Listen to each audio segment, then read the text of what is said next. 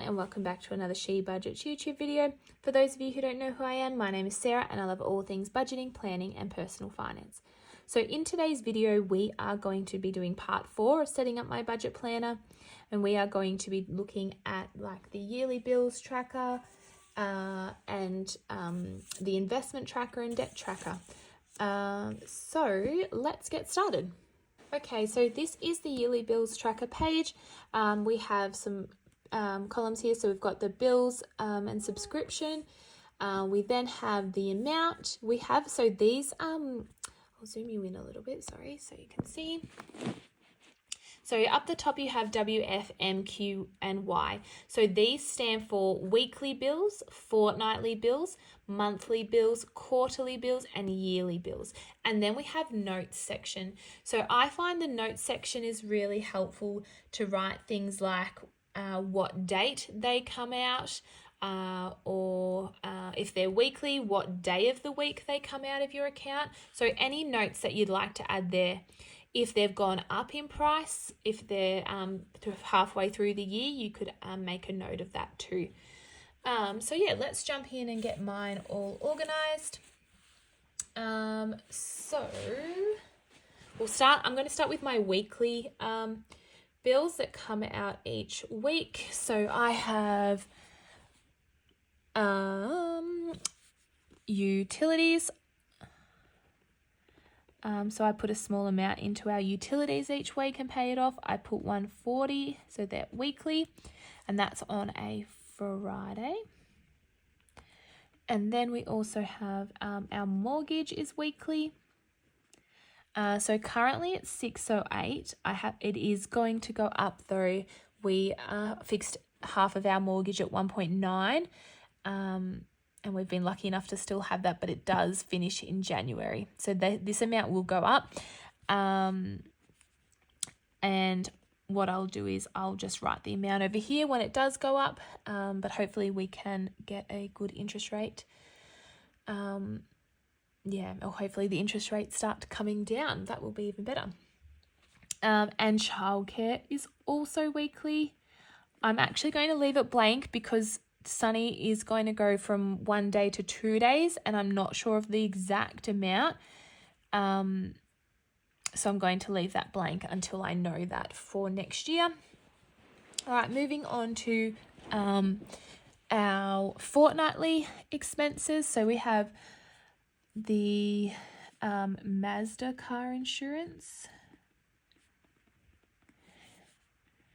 And that is, well, how much is that one? $68 a fortnight. That comes out on a Tuesday or a Wednesday? I've forgotten now. I'll have to have a look at that. Or a Thursday. I should have checked that one. And then we have the Ford car insurance.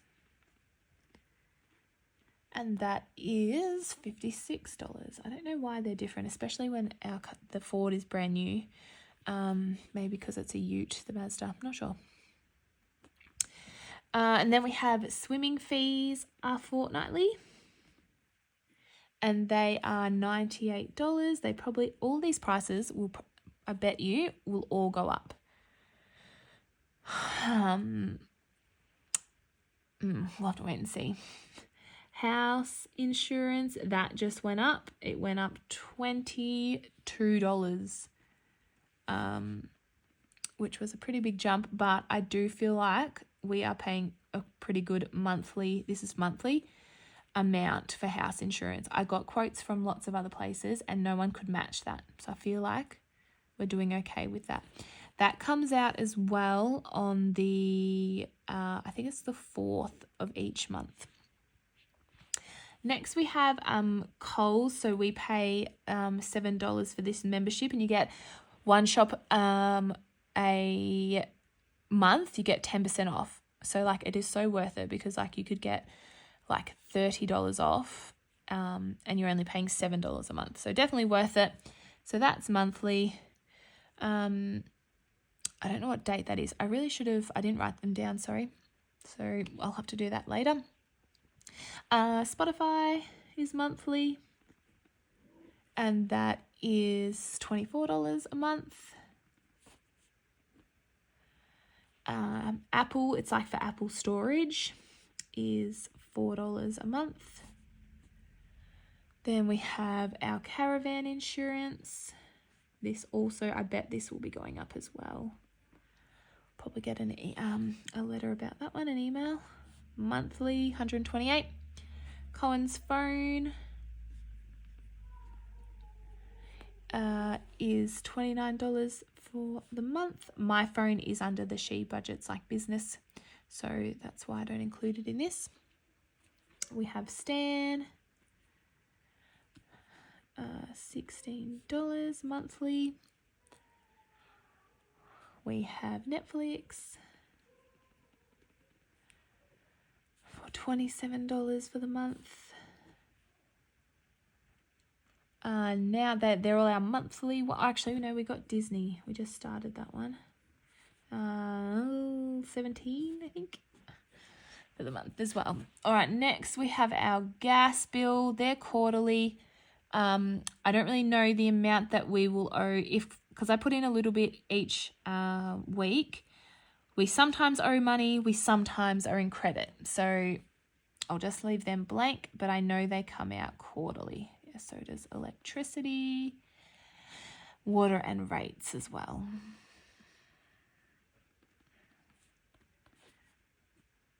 So they're there. Next we're going to go into our yearly fees. So we've got our union fees. They are $1,000 for the year. And they are due, I'm pretty sure it's September. Then we have the Ford Rego. I'm not sure how much it is yet because I haven't had to get it yet. It was included in like our contract, the Rego. So I'm not sure yearly. I think it will be November though is when it will be due. Then we have the Mazda Rego. That is $620. And that is in June. I know that one. Next we have our ambulance cover. $100. That will probably go up. I can't remember the date for that one. Next we have my VIT, my teaching. I just want to keep that going in case I go back teaching. That is due in September. And then we have our caravan Rego. And that is $65 and is also due yearly. Can't remember the month. Were you even in film? Sorry, no, you weren't. Oh, that's because I literally lay on the floor. I really need to invest in like a better desk or something, but our bedroom has the best lighting in here for it. So sorry about that. There's the rest of them now that you can see that. So that is how I fill out the yearly bills tracker. So I hope that made sense to everyone. But yeah, in your notes, you can write things like when they're due, like what days, what months, and things like that. Anything you really think is important to you that you could write in that notes section. So there are all our bills and subscriptions for the year. So now we're going to... I just realised another one that I didn't do is my gym membership. I pay, it's $1,500 for the year, which works out a lot cheaper than if you paid like weekly. So that's another one that I have as well. All right, so now we'll just move on to the debt tracker. So, oh my gosh, I just drew all over my book. Oh, see, perfect. It actually rubs off with these type of covers, so that is great. So if you ever accidentally draw on your cover, it can just rub off. Thank goodness. All right, so this is where you track all your debts. So you make a bit of a plan up the top. You list your debts, the balance, the interest rate you have on them, the minimum payments, and the priority of which debts you want to tackle first. There's different types of like debt payments, like what am I trying to say? There's the methods. So there's a snowball method, where it's like you first pay off your smallest loan, and then you then you pay off the next biggest one, and so on. So that's the snowball. Then there's the avalanche, and the avalanche is where you pay off, I think it's like the one that has the highest interest rate first. I have to double check those though. So that so you can decide what priority you would like to do for paying off your debt. So for us, the only debt we have is our mortgage. So we made a priority to not get into any more like consumer debt. So we don't have credit cards, we don't have car loans. And that's just a rule sort of we have that, we don't want to get into any more debt like we did in the past. So we are luckily enough to just have our mortgage.